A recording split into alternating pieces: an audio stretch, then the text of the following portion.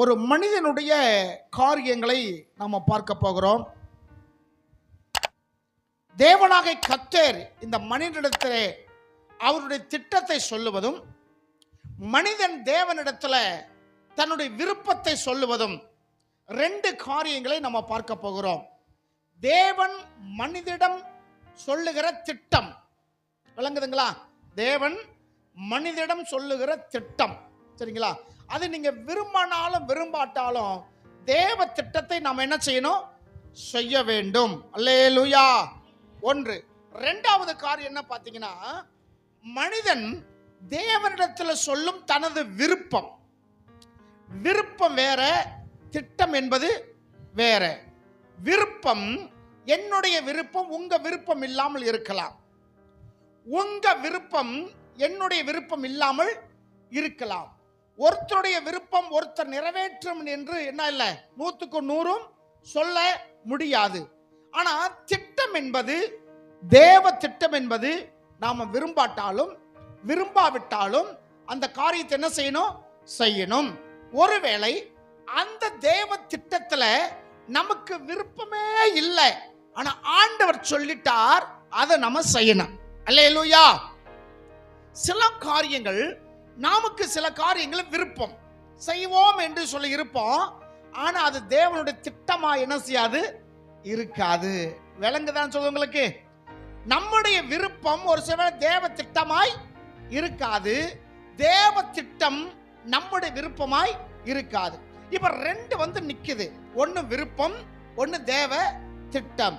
எதை செய்யணும், எதை செய்யக்கூடாது? தேவ திட்டம் என்னவோ அதை மாத்திரமே நாம் என்ன செய்யணும்? செய்யணும். ஒருவேளை அது நமக்கு பிரியமில்லாம இருக்கலாம், தேவ திட்டம் நமக்கு பிரியமில்லாம இருக்கலாம், ஆனா அதை செய்ய வேண்டும். அல்லேலூயா.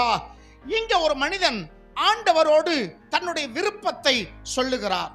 தேவ திட்டம் அங்க நிறைவேறுவதற்கு முன்னாடி மனிதனிடத்திலே ஆண்டவர் பேசுகிறார், சில திட்டங்களை சொல்லுகிறார்.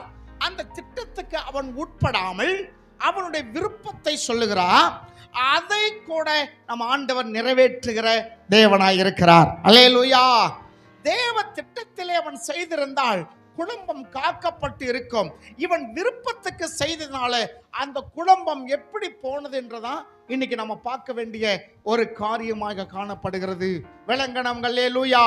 கர்த்தர் நல்லவர். ஆண்டவர் உங்களோட பேசுகிறார். ஆதியாகம புஸ்தகம் 19ஆம் அதிகாரம், ஆதியாகம புஸ்தகம் 19ஆம் அதிகாரத்துல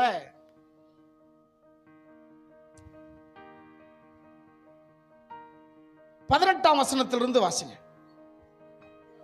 அதற்கு லோத்து, அப்படி அல்ல ஆண்டவரே. அதுக்கு முன்னாடி இருக்கிற சம்பவங்கள் அப்புறம் சொல்றேன். தேவ திட்டத்தை லோத்துவிடத்தில் சொல்லுகிறார், சொல்லி முடித்துட்டார். நீ இப்படிலாம் செய்யணும், இப்படிலாம் நீ பண்ணணும், இப்படி நீ செய்தால் உன் குடும்பத்தை நீ பாதுகாத்துக் கொள்ளுவாய், நீ இப்படி செய்தால் நீ ஆசீர்வதிக்கப்படுவாய், இப்படி நீ செய்தால் உன் ஜீவன் தப்புவிக்கும் என்றெல்லாம் சொல்லுகிறத நம்ம பார்க்கிறோம். பொருள் சேதம் ஒருவேளை வரலாம், உனக்கு உயிர் சேதம் என்ன செய்யாது?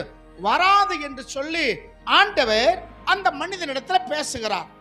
அவன் பேசுறதெல்லாம் கேட்டு முடிச்சுட்டு இப்ப இவனுடைய விருப்பத்தை சொல்லுகிறான். என்ன சொல்றான்? அப்படி அல்ல ஆண்டவரே. எப்படி அல்ல? எப்படி அல்ல? நீங்க முன்னாடி சொன்னீங்களே உங்க திட்டம் அது அல்ல, அப்படி அல்ல. எனக்கு ஒரு விருப்பம் இருக்கு, நான் சொல்றேன்னு கீழே சொல்றான். ஆசிமா, உமது கண்களிலே அடியானுக்கு கிருபை கிடைத்தது, என்னோட உயிரை காப்பாற்றுவதற்காக தேவன் நீ செய்த கிருபையை மலைக்கு ஓடி போக என்னால முடியாது. அப்ப என்ன சொல்லி இருக்கிறாரு கர்த்தர்? உன் ஜீவனை தப்பன எங்க போகணும்? மலைக்கு ஓடி போ. அல்லேலூயா. நீ நடந்து போகிற நேரம் அல்ல, உன் இஷ்டத்துக்கு வருகிற நேரம் அல்ல, உன் இஷ்டத்துக்கு நீ போகிற இடம் இல்ல. மலைக்கு போ. எப்படி போ? ஓடி போ. உன் ஜீவன் தப்புனவன்னா, உன் குடும்பம் காக்கப்பட வேண்டும் என்றால், இந்த பூமியில நீ விருப்பத்தை கர்த்தருடைய சித்தம் உன் வாழ்க்கை நிறைவேறணும் என்றால் எங்க ஓடிப்போ? மலைக்கு ஓடிப்போ என்று சொல்லி இருந்தார். இவன் சொல்றான், அங்க என்னால ஓடி போக முடியாது. மலைக்கு போன என்ன வரும்? தீங்கு. ஆண்டவர் தான் சொன்னாரு மலைக்கு ஓடி போகணும். ஆண்டவர் சொன்ன இடத்துக்கு போன தீங்கு வருமா? தீங்கு வருமா? வராது. ஆண்டவர் சொன்ன இடத்துக்கு போனா தீங்கு வராது. ஆண்டவர் சொல்லுகிற காரியம் செய்தால் தீங்கு வராது. இவன் சொல்றான், மலைக்கு நீங்க ஓடி போ சொன்னீங்க, என்னால போக முடியாது, போனா தீங்கு என்ன தொடரும். ஆகையினால நான் செத்து போயிருவேன். அதோ அங்கே ஒரு ஊர் இருக்கு. அப்ப கண்ணு பார்க்கிற அளவுக்கு என்ன இருக்கு? ஒரு ஊரு இருக்கு. அப்படித்தானே? 25 கிலோமீட்டர் ஊர் இருக்குன்னு சொல்லல. என்ன சொல்றான்? அதோ ஒரு ஊர் இருக்கு. அப்படி என்ன அர்த்தம்? அந்த ஊர் இவனுக்கு என்ன செய்யுது? சொல்லுங்களேன். தெரியுது. அந்த ஊரு கண்ணுக்கு தெரியுது. 2 பேர் கண்ணுக்கு தெரியுது. தேவதூன் கண்ணுக்கு தெரியுது, லோத்து கண்ணுக்கும் அதோ தெரியுத ஊர்னா தெரியுது. அந்த ஊரு, அந்த ஊரு, அந்த ஊருக்கு நான் ஓடி போறேன். மலைக்கு ஓடி போச்சோன்னா இவன் எங்க ஓடி போ சொல்றான்? பக்கத்தில் இருக்கிற ஊருக்கு ஓடி போ சொல்றான். நான் அங்க ஓடி போறேன். ஆண்டு சொன்னது எங்க? மலை. அந்த மலையோடைய அர்த்தம் 1 கொரிந்தியர் புத்தகம் நீங்க 11ஆம் அதிகாரம் பாத்தீங்கன்னா, அந்த கண்மலை கிறிஸ்து. அல்லேலூயா. மலை என்பது கிறிஸ்துவாகிய இயேசுவை குறிக்கிறது. நீ வாழணும்னா, நீ ஆசீர்வதிக்கப்படணும்னா மலைக்கு ஓடி போன்னு சொன்னா, இவன் சொல்றான் அந்த பக்கத்துல பாரு ஊரு, அந்த ஊருக்கு நான் ஓடி போறேன். கிட்ட இருக்கு, கண்ணுக்கு தெரியுது, ஊரு பக்கத்துலயும் இருக்கு, சின்னதும் இருக்கு. அப்ப அது கூட அவனுக்கு என்ன செய்யுது? தெரியுது. புரியுதா சொல்ல உங்களுக்கு? பக்கமா இருக்கு, ஓடி போற அளவத்துல தூரத்துல இருக்கு, என்ன இருக்கு? சின்னதா இருக்கு. இத்தனையும் ஒரு பரபரப்பான நேரத்துல விளக்கம் சொல்லிக்கிட்டு இருக்கிறான். விளக்கம். தீப்பொறி ஒன்று இருந்தார், உனக்கு விளக்கம் சொல்லியே நான் ஓஞ்சி போயிரும் போல் இருக்குன்னு சொல்லி மதுரையில் ஒரு பேச்சாளர் ஒருத்தர் செத்து போயிட்டார். இப்ப தேவதூதனுக்கு அவர் என்ன செய்யறாரு? விளக்கம் சொல்றாரு. அந்த பாருங்க ஊரு, 2வது ஓடி போற தூரத்தெல்லாம் இருக்கு, 3வது என்ன சொல்றான்? சின்னதா இருக்கு. அந்த ஊரு ரொம்ப சின்ன ஊர் தான். நான் உயிரோடு இருக்கணும்னா நான் எங்க ஓடி போறேன்? அந்த ஊருக்கு ஓடி போறேன். அது சின்ன ஊர் தானே என்றார். அப்ப தேவ திட்டம் என்ன? அந்த ஊரையும் அழிக்க வேண்டும் என்று தேவன் சித்தம் கொண்டிருந்தார். சின்ன ஊர் தானே அப்படின்னு என்ன செய்யறான்? கெஞ்சுறான். அந்த ஊர் என்ன செஞ்சிருங்க? விட்டுருங்க என்று சொல்றான். ஏன்னா இந்த லிஸ்ட்ல இந்த அழிக்க வேண்டும் என்ற ஊர்ல, இப்ப இந்த ஊர் எந்த ஊர் தெரியும் உங்களுக்கு? என்ன ஊர் இருக்கான்? எங்க இருக்கான்? சோதோம் இருக்கிறான், கோம்ரா, 2 இரட்டை நகரங்கள். அது இந்த 2 ஊர் மாத்திரமல்ல, தேவன் 5 ஊரை அழிக்கிறதுக்கு சித்தம் கொண்டார். எத்தனை ஊருமா? எத்தனை ஊரையா? 5 ஊரை அழிக்க தேவன் சித்தம் கொண்டார். அது சோதோம் கோம்ரா மாத்திரமே பெருநகரங்கள், இரட்டை நகரங்கள், சேர்ந்திருக்கிற நகரங்கள். நம்ம சொல்லுவோம்ல, ஒரே ஊர்ல 2 பேர் வச்சிருப்பாங்க. அத கிழக்கு, இப்ப நம்ம குமரலிங்கம், கிழக்கு குமரலிங்கம், மேற்கு குமரலிங்கம், சின்ன தாராபுரம், பெரிய தாராபுரம், சின்ன சேலம், பெரிய சேலம், நார்த் சென்னை, சவுத் சென்னை. விளங்குதுங்களா? பெரிய நகரங்களுக்கு இப்படி பிரிச்சு வைப்பாங்க. நார்த் மெட்ராஸ், சவுத் மெட்ராஸ், இப்படி எல்லாம் என்ன செய்வாங்க? பிரிச்சு வச்சிருக்க நம்ம பார்க்கிறோம். அப்ப இந்த சோதோம் கோம்ரா என்பது 2 நகரங்கள், பெருநகரங்கள். அது சுத்தி இருக்கிற 5 ஊர்கள் உண்டு. மொத்தம் 5 ஊர். இதோடு சேர்ந்து மொத்தம் எத்தனை ஊர்? 5 ஊர். இந்த 5 ஊரையும் அழிக்கிறதுக்கு தான் தேவனுடைய திட்டம். அது நீங்க வாசிச்சீங்கன்னா 14 வசனம், 14ஆம் அதிகாரம் 2ஆம் வசனம் பாருங்களேன். 14ஆம் அதிகாரம் 2ஆம் வசனம் கவனிங்க. சோதோமின் ராஜா, சோதோம் அடுத்து 2 ஆத்மா, ஆத்மா சொல்லக்கூடிய அது ஒரு நகரம். 3 4 5. சரிங்களா? மொத்தம் எத்தனை வருது? 5 வருது. அதுல 8ஆம் வசனம் வாசிங்க. அதுல 8 கவனிங்க. சோதோமின் ராஜா, கோமோரன் ராஜா, ஆத்மாவின் ராஜா, செபோனி ராஜா, சரிங்களா? மொத்தம் எத்தனை ராஜா? அப்ப இது 5 நாட்டல் பட்டணங்களிலும் 5 ராஜாக்கள் இருக்கிறாங்க. இந்த 5 பட்டணங்கள்ல தான் தேவ கோபம் எழும்பி இருக்கிறது. அக்கிரமம் அந்த 5 பட்டணங்கள் எப்படி இருக்கு?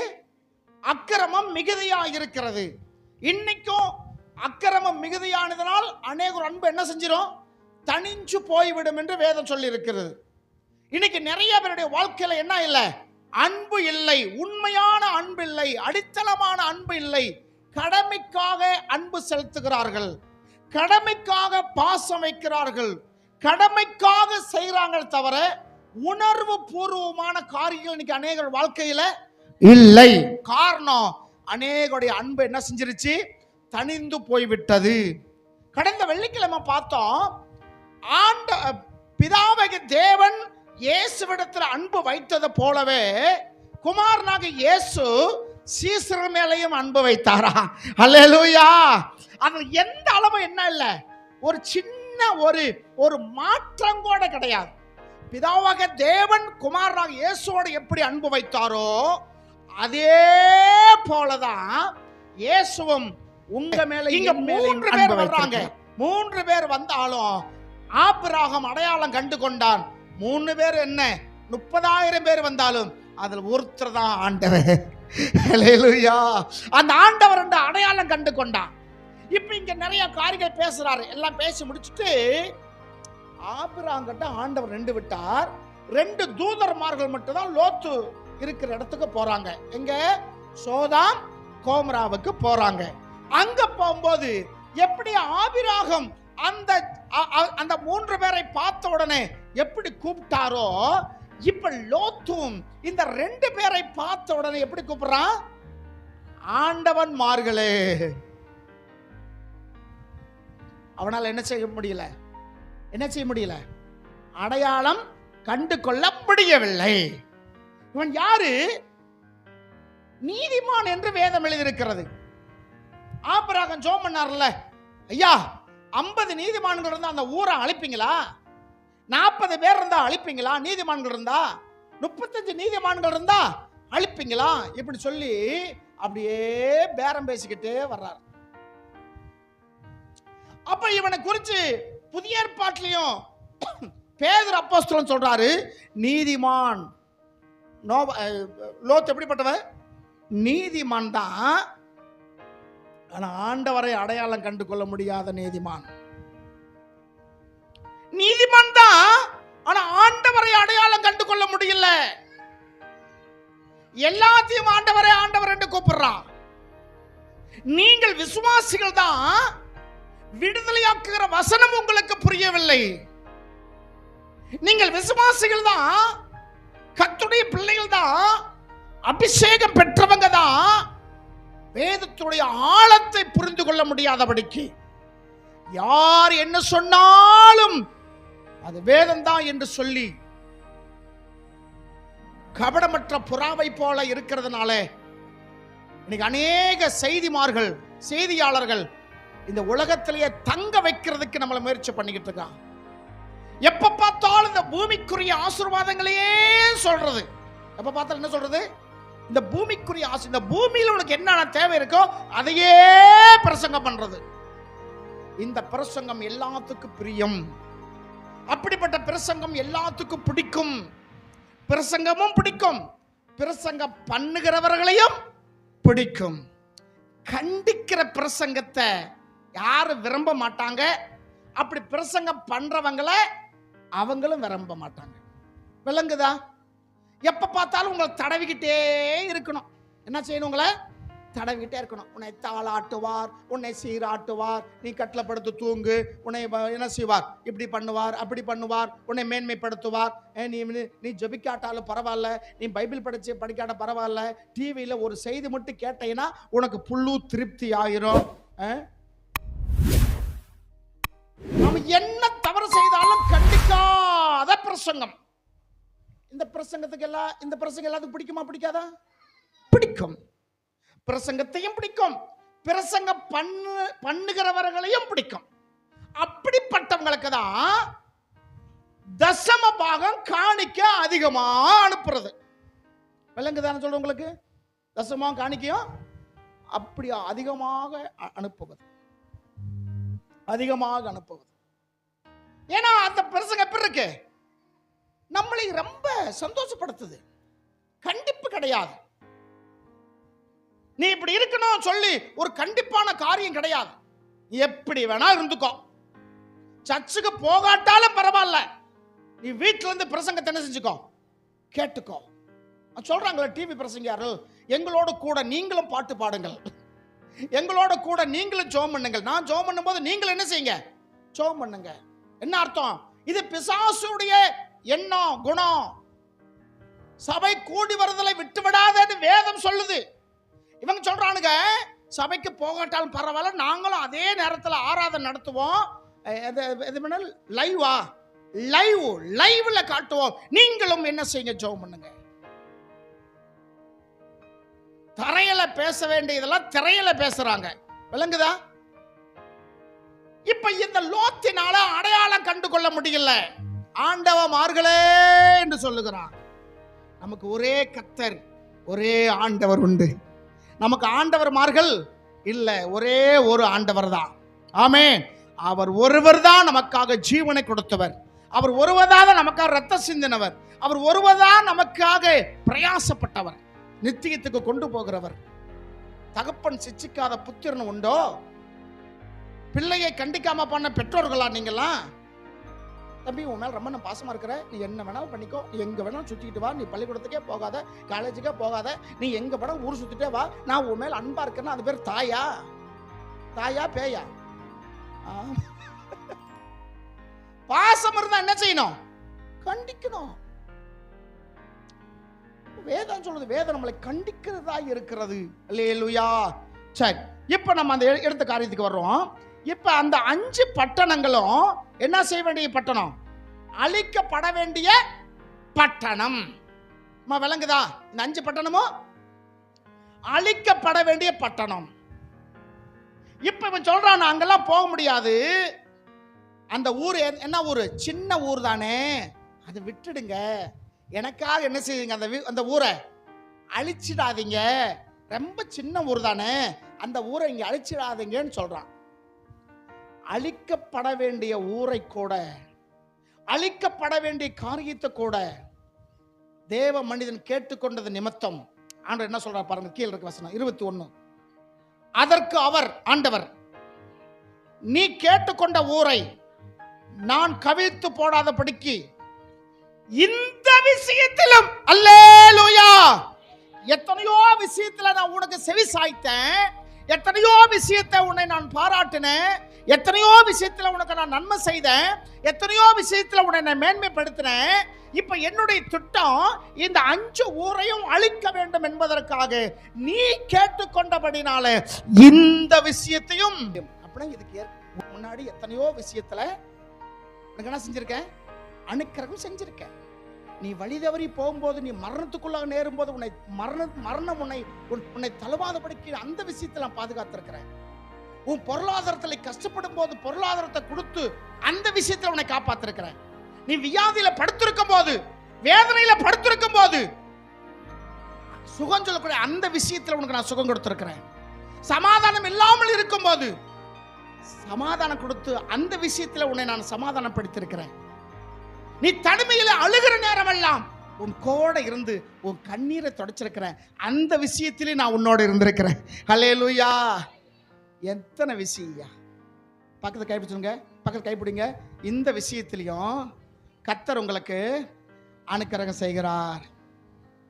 எந்த விஷயம்னு எனக்கு தெரியாது, கையை பிடிச்ச உங்களுக்கும் தெரியாது, ஆனா சொன்ன உங்களுக்கு தெரியும் எந்த விஷயத்துல கர்த்தர் உங்களுக்கு அனுக்கிரகம் செய்திருக்கிறார். சில சொல்லும்ல, இந்த ஒரு விஷயத்தில் தப்பிச்சுட்டா அதுக்கப்புறம் பிரச்சனை இல்லை, இந்த ஒரு விஷயம் தான் எனக்கு ரொம்ப பிரச்சனையா இருக்கு. அது கடனா இருக்கலாம், இல்ல நாளைக்கு மறுநாள் ஏதோ ஒரு அமௌண்ட் மாத்தி கொடுக்கணும், இல்ல ஏதோ ஒரு பிரச்சனை இருக்கு, ஏதோ ஒரு தேவை இருக்கு, இந்த ஒரு விஷயம் தான் என்னை ரொம்ப ரொம்ப டார்ச்சர் பண்ணிக்கிட்டு இருக்கு, இருக்கா இல்லையா? இன்னைக்கு ஆண்டு சொல்லுகிறாரு, இந்த விஷயத்துல கர்த்தர் உனக்கு கணக்கறக்க செய்திருக்கிறார். ஹல்லேலூயா. அது எந்த விஷயம்னு நீங்களே போட்டுக்கிடுங்க. இந்த 9வது மாதத்துல எந்த விஷயம் உங்களை அதிகமாக போராடி கொண்டு இருக்கிறது? இந்த 9ஆம் மாசத்துல எந்த விஷயம் உங்களை ரொம்ப டார்ச்சர் பண்ணிக்கிட்டு இருக்கு? இந்த 9ஆம் மாசத்துல எப்படிப்பட்ட சூழ்நிலை, எந்த விஷயம் உங்களை ரொம்ப தூங்க விடாம பண்ணிக்கிட்டு இருக்கு? அந்த விஷயத்துல கர்த்தர் உனக்கு அனுக்கிரகம் செய்கிறார். ஹல்லேலூயா. ஆவிக்குரிய வாழ்க்கையில் சொல்லிக்கிட்டு இருக்கிறேன், ஆவிக்குரியவன் சகலத்தையும் ஆவிக்குரிய காரியங்களையே சிந்திக்கிறான், யோசிக்கிறான், நடக்கிறான். இந்த விஷயத்துல உனக்கு அனுக்கிரகம் செய்கிறார். இந்த செய்தியுடைய தலைப்பே இதுதான், இந்த விஷயத்துல கர்த்தர் உனக்கு அனுக்கிரகம் செய்கிறார். சரிங்களா? சொல்லிட்டு என்ன சொல்றாரு, நீ தீவிரமாய்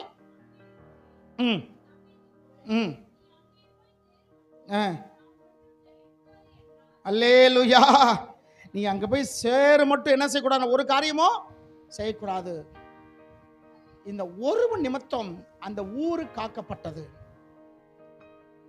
இந்த அக்கினி இறங்கி வந்துச்சுல, எத்தனை ஊர் அழிஞ்சதுன்னு லிஸ்ட் இருக்கு பாருங்க. ஸ்தோத்திரம். உபாக புஸ்தகம் 29ஆம் அதிகாரம் 23ஆம் வசனம். இப்ப அக்கினி இறங்கி வருது, அக்கினி வந்து அந்த பட்டணங்களை அழிக்கிறது. அந்த அழிச்ச ஊர்கள் என்னென்ன ஊர் பேர் வருது பாருங்க, 29, 23. சோதோமையும் கோமராவையும் அத்மாவையும் செபோமினியும் பாருங்களா. அது கீழே என்ன வந்திருக்கணும், இந்த 4 ஊருக்கு கீழே என்ன ஊர் வந்திருக்கணும், சோவார் வந்திருக்கணும். ஏன்னா 14:2 நீங்க பாத்தீங்க, 14:8 பாத்தீங்க, இந்த 5 ராஜாக்கள் யுத்தத்துக்கெல்லாம் என்ன செய்தாங்க, போனாங்கன்னு சொல்லி. இப்ப அழிக்கப்பட்ட பிறகு 4 ஊர் பேர் தான் வருது, விளங்குதுங்களா? அப்ப என்ன ஊர் வரல, சோவார் வரல. காரணம், சோவோரை அழிக்காமல் லோத்து நிமித்தம் அந்த பட்டணத்தை பாதுகாத்தார். விளங்கினவங்க அல்லேலூயா. அழிக்கப்பட வேண்டிய நாம யாரோ ஒருவர் ஜெபத்தின் மூலமாக அழிக்கப்படாம இருக்கிறோம். ஆமென். அழிக்கப்பட வேண்டிய குடும்பங்கள் யாரோ ஒருவர் ஜெபத்தினால குடும்பங்கள் இன்னைக்கு காக்கப்பட்டு கொண்டு இருக்கிறது. அல்லேலூயா. கணவனுடைய ஜெபம் மனைவியை அழைக்காம காத்திருக்கிறது. மனைவியுடைய ஜெபம் கணவன்மார்களை அழிந்து போகாதபடிக்கு பாதுகாத்திருக்கிறது. பெற்றோருடைய ஜெபம் பிள்ளைகள் அழிந்து போகாதபடிக்கு பிள்ளைகளை பாதுகாத்து கொண்டு இருக்கிறது. அல்லேலூயா. சபை போதகருடைய ஜெபம் விசுவாசிகள் அழிந்து போகாதபடிக்கு பாதுகாத்து கொண்டு இருக்கிறது. விளங்கணும். அல்லேலூயா. ஏன்னா இந்த ஆத்துமாக்களுக்கு சபை போதகரே உத்தரவாதம் உள்ளவராய் இருக்கிறார். அவர்தான் பொறுப்பு. அருமைக்குரியவர்களே, சோவாரை கர்த்தர் பாதுகாத்தார்.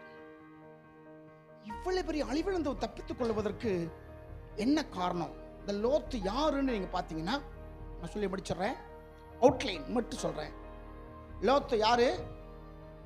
ஆபிரகாமுடைய சகோதரனுடைய மகன். ஆமா இல்லைங்களா? தேவன் ஆபிரகாமை அழைக்கும் போது கோடையே வந்த மனிதன். அவனும் அவன் குடும்பமும் ஆபிரகாமோடையே வருகிறார்கள். இப்ப இந்த அளவத்துல இந்த லோத்தினுடைய விண்ணப்பத்தை கர்த்தர் கேட்கிறார். தேவ திட்டத்தையே இந்த லோத்து மாத்துகிறனா இருக்கிறான். ஏனென்றால் 5 ஊரையும் அழிக்கணும் தான் தேவனுடைய திட்டம். ஆனா இவனை மட்டும் பாதுகாக்கணும்னு தேவ சித்தமா இருந்தது. இவன் சொல்றான், அங்கெல்லாம் ஓடி போனா எனக்கு ரொம்ப முடியாம இருக்கு, ஓடி போய் மூச்சு அடிச்சு செத்து போயிருவேன். பக்கத்துல இருக்க சின்ன ஊர் தானே, அந்த ஊர்ல போய் நான் தங்கிக்கிறேனே, சின்ன ஊர் தான், அதை நீங்க அழிக்காம விட்டுலாம்ல அப்படின்னு தேவ திட்டத்தையே மாத்துகிற மனசனா இருக்கிறான். விளங்குதுங்களா? இவனுடைய பேச்சையும் ஆண்டவர் அனுமதிக்கிறார். என்ன செய்கிறார்? அந்த காரியத்தை நடைமுறைக்கு கொண்டு வர்றார். ஆபிரகாம் ஜெபம் பண்ணாரு, 5 நீதிமான்கள் பட்டணத்தை அழிப்பீங்களான்னு. அழிக்க மாட்டேன்னாரு. அப்ப அங்க 5 நீதிமான்களோட அங்க இல்ல, நிறைய பேரம் பேசுறாரு. அங்க அப்ப இந்த ஒருவன் நிமித்தம் ஒரு ஊர் காக்கப்பட்டதா இவன் அவ்வளவு பெரிய ஆளா? ஜபத்துல பெரிய கெட்டிக்காரனா?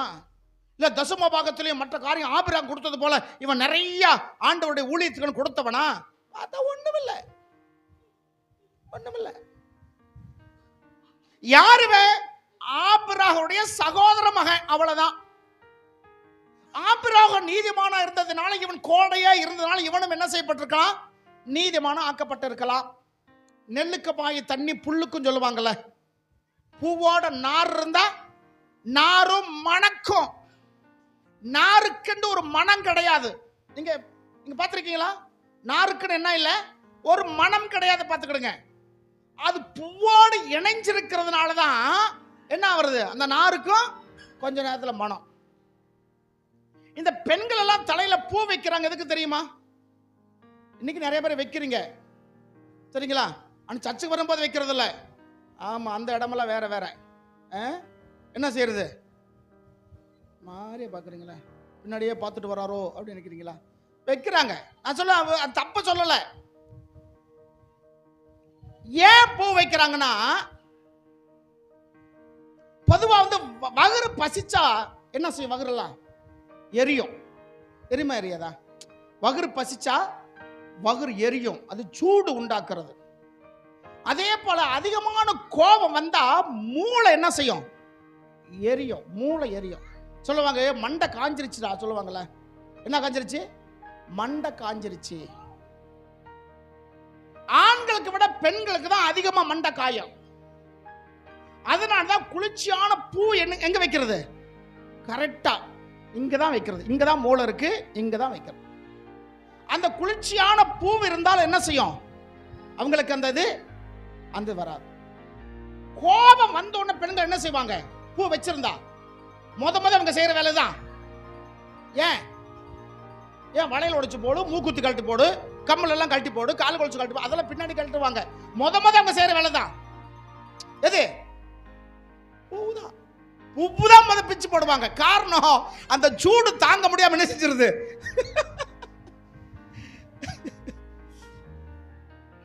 பூவுதான் தூக்கி எரியுங்க. சரி, இப்ப அவ்வளவு பெரிய ஆளான்னு பார்த்தா லோத் அவ்வளவு பெரிய ஆளு இல்ல. ஆபிரகாமோட இருந்ததுனால அவனோ நீதிமான் என்னப்பட்டான், அவ்வளவுதான். இவனுக்காக தான் அவர் ஜெபம் பண்ணிக்கிட்டு இருக்கிறாரு.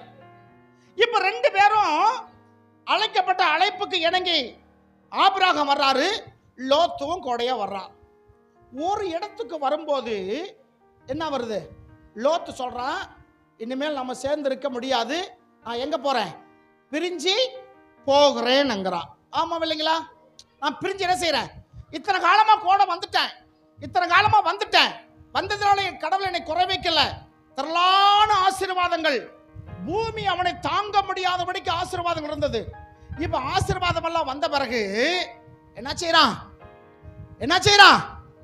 ஆபிரகாம் விட்டு பிரிஞ்சு போகிறேன்னு சொல்றான். பிரிஞ்சு போகிறதுக்கு என்ன? ஆபிரகாமுக்கு இவனுக்கு ஏதாவது சண்டையா?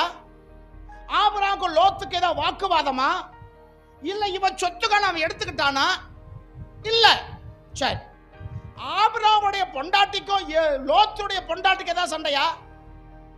அண்ணே, நம்ம ரெண்டு பேரும் சமாளிச்சு போயிருவோம், இந்த பொம்பளைக்கு என்ன செய்ய முடியாது, ஒரு இடத்துல ஒற்றுமை இருக்க முடியாது, சண்டை போட்டுட்டாளுக, போட்டா இனிமேல் சண்டை வந்துகிட்டே தான் இருக்கும், ஆயிரம் இதுக்கு மேல இருக்க முடியாது, உன் பொண்டாட்டியும் சரியில்லை, என் பொண்டாட்டியும் சரியில்லை, பிரிஞ்சு போலாம் அப்படின்னு சொல்றதுக்கு ஆபிரகாமுடைய மனைவி சாராளுக்கும் லோத்துடைய மனைவிக்கு ஏதாவது சண்டை வந்துச்சா? வாக்குவாதம் வந்துச்சா? இல்ல. அப்ப ஏன் இவன் பிரிஞ்சு போறேங்கிறான்? ஏன் பிரிஞ்சு போறேங்கிறான்?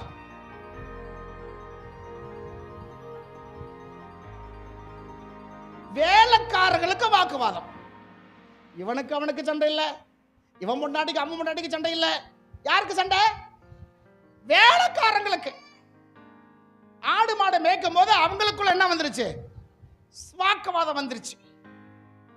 இதுவா பிரிஞ்சு போறதுக்கு முன்னாடி அவள் செல்வாக்கு அழிச்ச பிறகு அங்க ஒண்ணுமே இல்ல, ஒண்ணும் கிடையாது.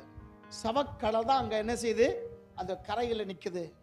ஒரு மீன் கூட அந்த சவக்கடலை இல்லை. ஒரு மீன் கூட. கடல்னா எவ்வளவு பெரிய விலங்குகள் இருக்கணும், எவ்வளவு பெரிய மிருகங்கள் இருக்கணும். ஒன்றும் கிடையாது. ஒரே ஒரு மீன் கூட இல்லை, சவக்கடல். அவ்வளவு உப்பு. ஏன்னா பரலோகத்தில் வானத்தில் என்ன வந்த கந்தகம் வந்துச்சான். கந்தகம் இறங்கி வந்ததினால அது பயங்கர பள்ளத்தாக்க ஆயிருச்சு. எல்லாம் ஃபேக்டரியா.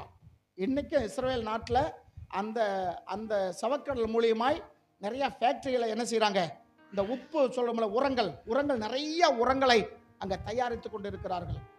அது ஒரு வரப்பிரசாதமா இன்னைக்கு அது இருக்கு. சரி, இருக்கட்டும். இப்ப என்ன சொல்லப்படுது, அதை விட்டு நீங்க 11ஆம் வசனம் பார்த்தீங்கன்னா, அவர்கள் ஒருவர் விட்டு பிரிந்தார்கள். இந்த பிரியறதுக்கு என்ன காரணம்?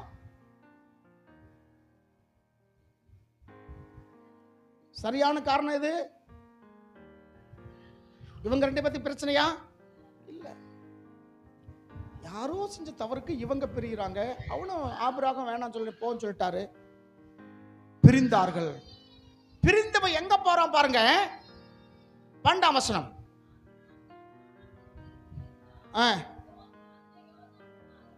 ஆபிரகாம் தான் அழைக்கப்பட்ட இடத்தை விட்டு அவன் போகவில்லை.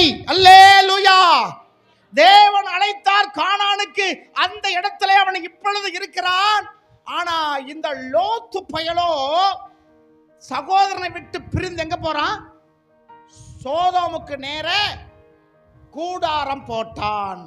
உள்ள போகல, பக்கத்துல உட்கார்ந்துட்டான். ரொம்ப பேர் அப்படிதான். நாங்க போய் தனியா நின்னோம், போனோம் அங்க. ஆனா எதிலும் கலந்துக்கல. எங்க நின்னோம்? தனியாவே நின்னோம். தனியா இன்னைக்கு நிக்கிற, நாளைக்கு மெதுவா உள்ள போயிருவேன். விளங்குதா? இப்ப தனியா தான் நிப்ப. நீ பிரிஞ்சு போகும் போதே உனக்கு என்ன வந்துருச்சு? இப்படி எல்லாம் பண்ணணும் ஆசை. இங்க இருந்தா அதை செய்யாதே, இதை செய்யாதே, அது பண்ணாதே, ஜோம் பண்ணு, சர்ச்சுக்கு வா, வராம போகாத, வெள்ளிக்கிழமை ஏன் வராம இருக்கிற, ஞாயிற்றுக்கிழமை ஆராதனை வரல, திருவிருந்துக்கு ஏன் வரல, வீட்டு கூட்டம் வச்சா ஏன் வர மாட்டேங்கிற, ஏன் ஜோம் பண்ண மாட்டேங்கிற, எப்ப பார்த்தா கண்டிஷன் கண்டிஷன் கண்டிஷன். ஆனா இவர் விட்டு வெளியே போயிட்டா என்ன இல்ல, கண்டிஷனே கிடையாது. ஒரு பயில நம்ம கேள்வி கேட்கவே முடியாது. அதுக்குன்னே சில பேர் போறவங்க உண்டு. இப்ப இங்க சோதம் கோமரா உள்ள போகல, வெளியே கூடாரம் போட்டு உட்கார்ந்திருந்தான். அந்த ஊருக்காரங்க எப்படிப்பட்டவங்க பாருங்களேன். 13.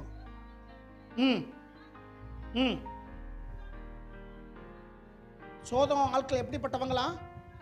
பொல்லாதவர்கள். தேவ மனிதனை விட்டு பிரிந்து பொல்லாதவர்கள் பக்கத்துல போய் டேரா போட்டுட்டான். விளங்கனம். அல்லேலூயா. இவன் உள்ள போகல, பக்கத்துல போயிட்டான். அந்த ஊருக்காரங்க எப்படிப்பட்டவங்க? பொல்லாதவர்கள், மோசமானவர்கள். இது லோத்துக்கு தெரியுமா தெரியாதுன்னு கேட்டால் தெரியும். லோத்துக்கு தெரியும். அதனாலதான் உள்ள போகாம வெளியே நிக்கிறான். ஏன்னா 2 வயசு பிள்ளைகள் என்ன செஞ்சிருந்தான்? வச்சிருந்தான். பொல்லாதவர்கள் மத்தியில இங்க தேவ மனிதனை விட்டு பிரிந்து தேவ மனிதனோடு இருக்கும் போது கர்த்தர் கொடுத்த ஆசீர்வாதங்கள்லாம் எடுத்துக்கொண்டு சொல்லிட்டு கொண்டு பொல்லாத ஒரு குடியிருக்கிற பக்கத்துல விட்டு போட்டான். நானும் அவங்க எல்லாம் பண்ணுவாங்க, நான் கூட போவேன் வருவேன், அதெல்லாம் நான் என்ன செய்ய மாட்டேன், செய்ய மாட்டேன். லோத்து நீதிமான், அவனே ஒண்ணும் இல்லாம போயிட்டான். அருமைக்குரியவர்களே, அவர்கள் பொல்லாத மக்களும் மறுபடியும் எப்படி இருந்தாங்க? மகா பாவிகளாய் இருந்தார்கள். கர்த்தருடைய பார்வைக்கு எப்படி இருந்தாங்க? மகா பாவிகள். கர்த்தரை தொழுது கொள்ளுகிற மனிதன் இவன். பாவிகள் மத்தியிலே போய் உட்கார்ந்திருக்கான். ஆனா உள்ள போகல, வெளிதான் இருந்தான். இவன் செய்த முதல் காரியம், இவன் ஜெபத்தை கேட்டு கர்த்தர் அந்த ஊரை காப்பாத்தினாரியா. அல்லேலூயா. நான் அதை சொல்ல வர்றேன். இப்போ ஒரு சந்தர்ப்பம் வருது. இந்த 5 ராஜாக்களோட 4 ராஜாக்கள் யுத்தம் பண்ணி லோத்தையும் குடும்பத்தையும் சிறைப்பிடிச்சிட்டு போயிட்டாங்க. அது வாசிங்க. 12ஆம் வசனம். 14:12.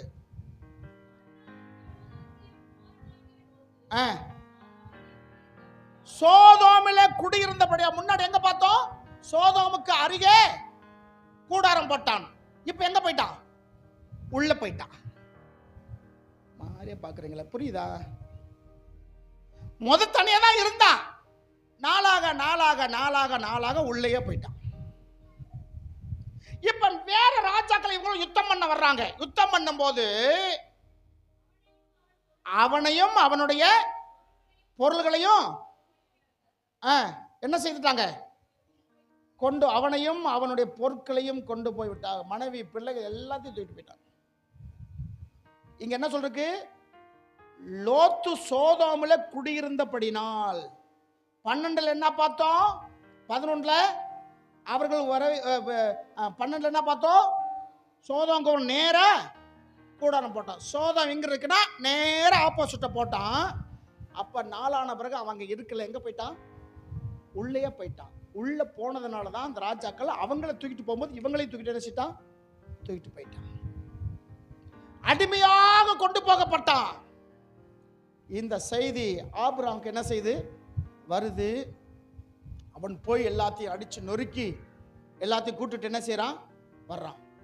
கூட்டு வந்தாச்சு. அப்பவாச்சு இந்த லோத்து என்ன செஞ்சிருக்கணும்? தன் சகோதரன் விட்டு பிரிந்தது நியாயமில்லாத காரியத்துக்கு பிரிந்து போறான். அவன் ஏதாச்சும் ஒன்று வஞ்சிருக்கணும், திட்டு இருக்கணும், ஏதாச்சும் ஒன்று பண்ணிருக்கணும், எங்கூட இருக்காரு போடான்னு சொல்லியிருக்கணும். ஒண்ணுமே இல்லை. ஆபிரகாமுக்கு இவனுக்கு என்ன கிடையாது? எந்த வாக்குவாதம் இல்லை. ஆபிரகாமுடைய மனைவிக்கும் இவன் மனைவிக்கும் எந்த பிரச்சனையும் கிடையாது. ஆனா நான் பிரிஞ்சு போகிறேங்கிறான். அப்ப வேலைக்காரர்கள் வாக்குவாதம் பண்ணதற்கு அது ஒரு சாக்காடு காட்டி பிரிந்து போகிறான். அப்படியே இப்ப நீங்கள் நானும் ஆபிரகாம் செஞ்சிருப்போம்.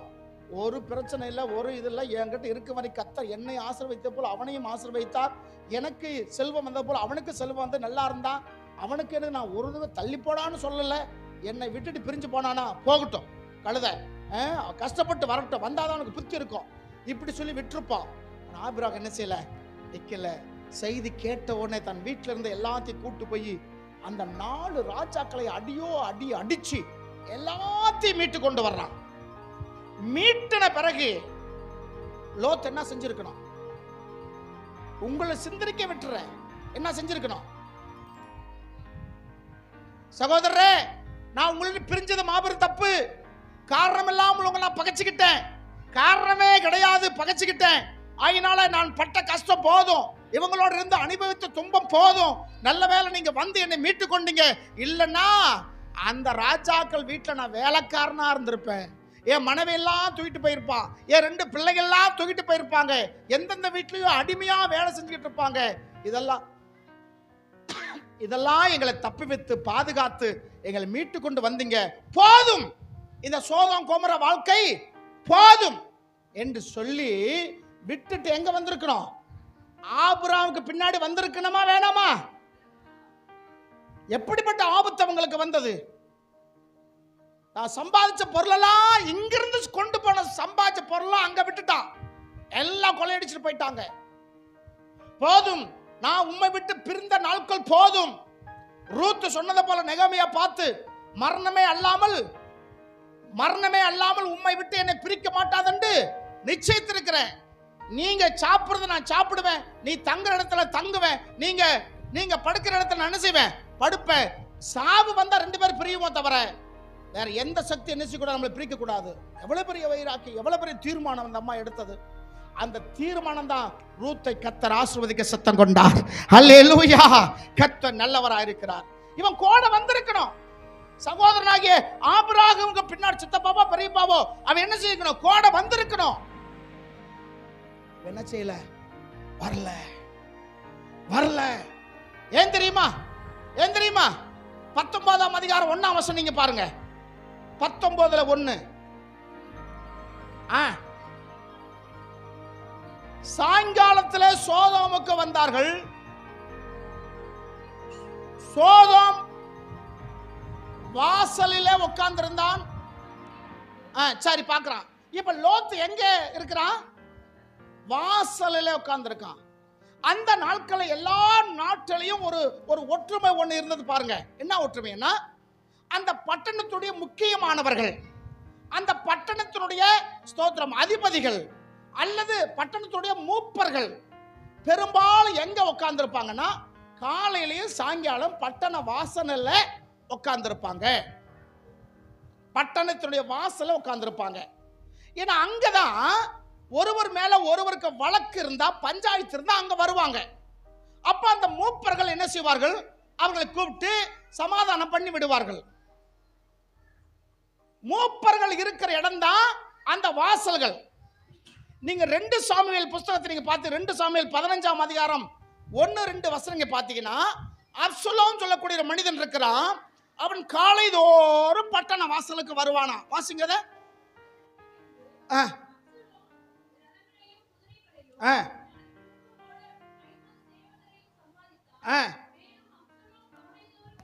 கவனிங்க, அப்சலோம் தாவீதுடைய மகன்.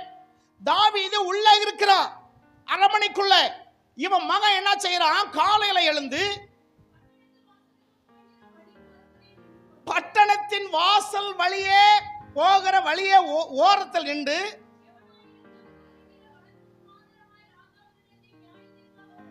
ஆமா பஞ்சாயத்துக்காக ராஜாவிடத்துல எவனாச்சும் போனான்னா அவனை கூப்பிடுவான். கூப்பிட்டு ரொம்ப அக்கறை உள்ள மாதிரி விசாரிப்பான். கேட்கிறான். ஏன்னா இவன் ராஜாவுடைய மகன் என்று எல்லாத்துக்கும் தெரியும். இவன் கேட்கிறான், ராஜாவுடைய மகன் அப்சலோம் கேட்கிறான், யாருப்பா, எந்த ஊர், எதுக்காக நீ வந்திருக்க சொல்லும் போது அவன் வந்த பிரச்சனைக்கு சொல்லுவான். சொன்ன உடனே இவன் சொல்லுவான், உன் பிரச்சனை நல்ல பிரச்சனை, நியாயமான காரியம்தான். ஆனா உன்னோட எதிரி தான், அவன் தப்பு. ஆனா நீ ராஜா கிட்ட போன அந்த நியாயமெல்லாம் உனக்கு என்ன செய்யாது, எடுபடாது. என்ன நீங்க ராஜாவும் ஆக்கிட்டீங்கன்னா இந்த பஞ்சாயத்தெல்லாம் நான் பண்ணி விடுவேன். எங்க நின்று சொல்லுவான்? பட்டணத்தின் வாசல்ல நின்று சொல்லுவான். ஏன்னா அங்கதான் பஞ்சாயத்துக்கு வருகிற மக்களை இவன் வாலண்டியா கூப்பிட்டு என்ன செய்வான்? விலங்கு தான் சொல்ல உங்களுக்கு. சரி, இது இந்த அப்சலோம் காரியம் வந்து தனி, அதுக்கு நான் போகல. இந்த வாசல் சொல்றதுக்காக நான் சொல்லுகிறேன். அப்ப அந்த சபையினுடைய அந்த பட்டணத்துடைய மூப்பர்கள் உட்கார்ந்து இருக்கிற இடத்துல இந்த லோத்துக்கு என்ன வேலை? லோத்துக்கு என்ன வேலை? இவன் மூப்பனா? பட்டணத்தின் அதிபதியா? இவன் ஒரு பரதேசி என்று அந்த ஊர்க்காரங்க சொல்றாங்க. பரதேசியே வந்த நீ எங்களுக்கு நியாயம் சொல்லுகிறாயோ? உன் வீட்டுக்கு வந்த 2 பேர்த்தை வெளியே விடு அப்படி சொன்னாங்க இல்லையா? அப்ப இவன் பஞ்சமலைக்கு போனவன். இவன் அந்த வாசல் என்ன வேலை இவனுக்கு? பாத்தீங்கன்னா இந்த 4 ராஜாக்கள், இந்த 5 ராஜாக்களை அடிமைப்படுத்தி படையை திரட்டி கொண்டு கொள்ளையடிச்சுட்டு போகும்போது ஆபிரகாம் வந்தான்ல, வந்து எல்லாத்தையும் அடிச்சு நொறுக்கி திருப்பி கொண்டு வந்தான். இந்த விஷயம் இந்த ராஜாக்களுக்கு என்ன செய்யுது? போகுது. நீ இன்னாருடைய மகனா, நீ இன்னாருடைய சகோதரனா? எப்பா உன் சித்தப்பா பெரிய ஆளுப்பா. 4 ராஜாக்கள் போர் வீரர்கள் எல்லாம் என்ன செஞ்சிட்டான்? வெறும் கையை கொண்டு கம்பு கொண்டு கட்டை கொண்டு அடிச்சு அவங்களெல்லாம் துவம்சம் பண்ணிட்டு எங்களை மீட்டுக்கிட்டான். நீ சாதாரணமான ஆள் இல்ல, உனக்கு பேக்ரவுண்டு பெரிய பேக்ரவுண்டு இருக்கு. இவனுக்காக அல்ல, ஆபிரகாம் நிமித்தம் இவனுக்கு ஒரு பாதுகாப்பு கிடைக்காங்க. சரிங்களா? உன் மேல கையை வச்சா யார் வருவா? யார் வருவா? ஆபிரகாம் வருவா. ஆபிரகாம் சாதாரணமானவனா? 4 ராஜாக்களை ஜெயிச்சவன். நாங்களா ஏமாத்துறோம். அப்ப நீ என்ன செய், இங்கே இரு, உனக்கு நான் ஒரு போஸ்டை கொடுக்கிறேன். விளங்குதா? பதவி. என்ன கொடுத்தான்? பதவி கொடுக்கிறான். பதவி பதவி பதவி. உங்க சபைக்கு போனா நீங்க உங்களை அப்படியே உட்கார வச்சுக்கிட்டு இருக்கா. எங்க சபைக்கு வந்தா உங்களை பாடகர் ஆக்குவேன், அடுத்து உங்களை டான்சர் ஆக்குவேன். எங்க சபைக்கு வந்தா உங்களை கொடுக்கிற மரியாதை வேலை இதெல்லாம் பிசாசுடைய தந்திரம். பிசாசோட தந்திரம் மட்டும் இல்ல, பிசாசு தான் இப்படி சொல்லுவான். இவனை போக வேண்டிய போகாம என்ன செய்யறான்? நிறுத்தி வைக்கிறான். பதவி கொடுத்து உட்கார வச்சுட்டான். பிசாசுடைய குணம் 2 இருக்கு, பார்த்துக்கிடுங்க. 2 விதமான குணம். ஒன்னு, கர்ச்சிக்கிற சிங்கம் போல வருவான். கர்ச்சிக்கிற சிங்கம் போல வருவான். இன்னொரு வகை, ஒளியின் தூதன் வேஷம் போட்டு வருவான். மெதுவா வந்து வீட்டுக்குள்ள வருவான். பிரஸ்னாட் சிஸ்டர் நல்லா இருக்கீங்களா? சார் நல்லா இருக்காரா? பிள்ளைங்க ரொம்ப பாசக்காரங்க போல விசாரிப்பான். சபை பாசம் வந்தா, ஏன் போன வாரம் சர்ச்சுக்கு வரல? எங்க போன? யார பிடிக்கும்? விசுவாசிக்கு யார பிடிக்கும்? பாஸ்டர் வர்றதே என்னைக்கு வந்த உடனே கோவிக்கிறார். அந்த பிரதர் பாரு, அந்த சிஸ்டர் பாரு, நான் போய் சமையல் கிட்டில் சிங்கிள வேலை பார்த்துக்கிட்டு இருந்தா அவங்களும் வந்து பாத்திரம் தொழுக்கிறாங்க. எவ்வளவு பேர் நல்ல பாசமா. ஆனா எங்க பாசமாவும் இருக்கு. நம்மளே போய் தோத்திரம் சொல்லணும், நம்மளே போய் பார்க்கணும். அவங்க என்ன செய்ய மாட்டாங்க.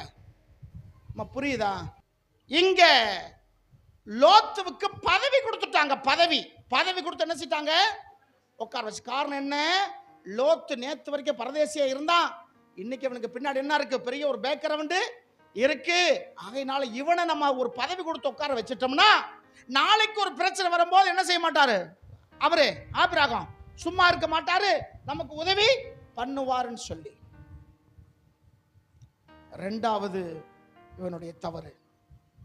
அதெல்லாம் ஏன் சொல்ல வரேன்னா, சோவர் இவனுடைய ஜெபத்தை கேட்டு காக்கப்பட்டது. அவ்வளவு பெரிய பரிசுத்தவான், அவ்வளவு பெரிய கெட்டிக்காரனா சொல்ல வர்ற அப்படிப்பட்ட ஆள் இல்ல. இருந்தாலும் இவன் ஜெபத்தை கூட கடவுள் கேட்கிறார் என்று சொல்றதுக்கு வர்றேன். இவன் அந்த அளவத்தில் பெரிய ஆளு இல்ல, பெரிய ஆள் இல்ல. எந்த ஊரு நீங்க 12ஆம் வசனத்துல நீங்க பாத்தீங்களா, அந்த ஜனங்கள் கர்த்தருடைய பார்வைக்கு பொல்லாதவர்களா இருந்தார்கள், ரொம்பவும் பாவிகளா இருந்தார்கள். அந்த ஊர்ல சம்பந்தம் வைக்கிறதுக்கு எந்த மனுஷனாச்சும் விரும்புவானா? இவன் விரும்பினா. 2 பேரும் பொண்ணு காட்டி நிச்சயம் பண்ணிட்டாங்க. ஊர் அழிய போகுது வாங்கடான்னா அவங்க கேலி பண்றாங்க. விளங்குதா? எவ்வளவோ வாய்ப்பு லோத்துக்கு கொடுத்தோம். லோத்துடைய பொருள் வெறி, பண வெறி, பதவி வெறி. விளங்குதுங்களா? இந்த 3 ஆசைகள் இருந்ததுனால சோதோமை விட்டு அவனை வெளியே வரவிடாமல் தடுத்து நிறுத்தினது. இன்னைக்கு நிறைய பேருடைய வாழ்க்கை இப்படிதான் இருக்கு. ஏதோ அவங்க சொன்னதுன்னே நம்ம தலை ஆட்டுறோம். நமக்குள்ளும் அப்படி சில காரியங்கள் இருக்கு. ஏதோ ஒரு காரியம் உங்களை தடை பண்ணி வச்சிருக்கு. நீ வெளியே வர முடியாதபடிக்கு, கர்த்தருக்காக நீ பயன்படாதபடிக்கு, கர்த்தர் நாமத்தை மகிமைப்படுத்தாதபடிக்கு ஏதோ ஒரு காரியம் உங்களை என்ன செஞ்சிட்டு இருக்கு, தடை பண்ணி கொண்டிருக்கிறது. இந்த நேரத்தில் அந்த ஊரை அழிக்கிறதுக்கு ஆண்டவர் என்ன செய்தார், சித்தம் கொண்டார். அம்மா விளங்குதா? இப்ப அப்பவும் இவன் மேல் வச்ச கிருபையினால குடும்பமா வெளியே போங்க, கைய பிடிச்சு இழுத்து ரோட்ல விட்டு ஓடுங்க சொல்றார். இங்க சோவார்க்கு வந்து சேர்ந்தான். 23ஆம் வசனம் 19, 23 அவ்வளவுதான் முடிச்சிடுறேன். வரும்போது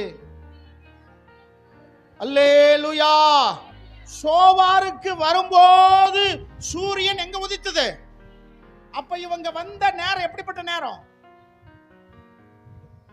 ராத்திரோடு ராத்திரியா கிளம்பிட்டாங்க அதானே. இரவோடு இரவாக வர்றாங்க. வந்து ஊர் வந்து சேர்ந்த உடனே அங்க என்ன வருது, பூமியின் மேல வெளிச்சம் உண்டாகி, அப்பொழுது கர்த்தர் சோதோமை மேலும் கோமராவின் மேலும் கர்த்தராலே வானத்திலிருந்து கந்தகத்தையும் அக்கினியும் வரிசிக்க பண்ணி அந்த பட்டணங்களையும், கவனிங்க, பட்டணங்களையும் சரிங்களா, பட்டணங்களையும் அந்த சமபூமி அனைத்தையும் அந்த பட்டணங்களின் எல்லா குடிகள் மேலும் பூமியும் பயிரையும் என்ன செஞ்சது, அழித்து போட்டது. 19, 26 அவன் மனைவியோ பின்னிட்டு பார்த்து என்ன ஆயிட்டா, இத்தனையும் பார்த்தவ, இத்தனை காரியம் செஞ்சவ பின்னிட்டு பார்த்துட்டா. இத்தனையும் நம்ம பார்த்தவங்க பின்னிட்டு பார்க்காதீங்க. இவ்வளவு காரியங்கள் கடவுள் கிருபையாய் நமக்கு கொடுத்தோம், பின்னிட்டு பார்க்காதீங்க. விட்டு வந்த பாவங்களை பார்க்காதீங்க, விட்டு வந்த துரோகங்களை பார்க்காதீங்க, விட்டு வந்த விக்கிர ஆராதனை திரும்பி பார்க்காதீங்க. இவள் திரும்பி பார்த்தால் உப்பு தூணாய் மாறிவிட்டாள். பின்னிட்டு பார்க்கிற எவனும் எனக்கு யார் இல்ல, பாத்திரன் அல்ல. பின்னிட்டு பார்த்தா நமக்கும் அதே நிலைமைதான்.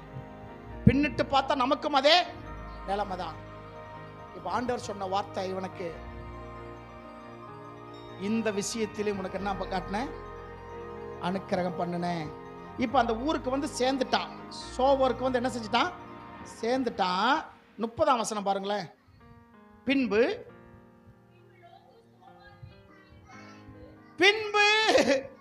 இவன் தானே கேட்டான் அந்த ஊரை, இவன் நிமித்தமாக தானே கத்த அந்த ஊரை அழிக்காம பாதுகாத்தாரு. பாக்கி 4 பட்டணங்கள் அழைத்தார், இந்த பட்டணத்தை அழிக்காமல் பாதுகாத்தார். நீ தேர்ந்தெடுத்த இடம் தானே. இங்க வந்த பிறகும் சோவார்ல குடியிருக்க என்ன செய்தான்? பயந்தான். பயந்து அவன்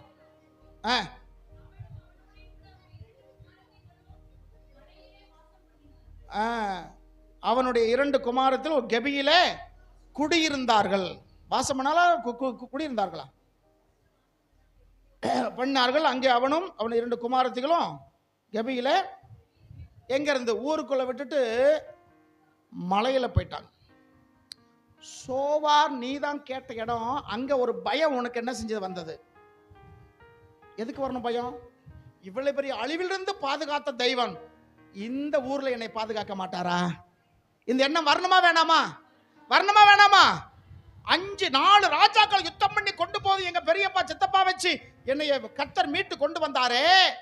இவ்வளவு பெரிய அற்புதங்கள் செய்து பட்டணமெல்லாம் அழிஞ்சு போகிற நேரத்திலையும் என்னை கரம் பிடித்து வெளியே கொண்டு வந்து என்னை கரம் பிடித்த தேவன் என்னை காப்பாத்தினாரே.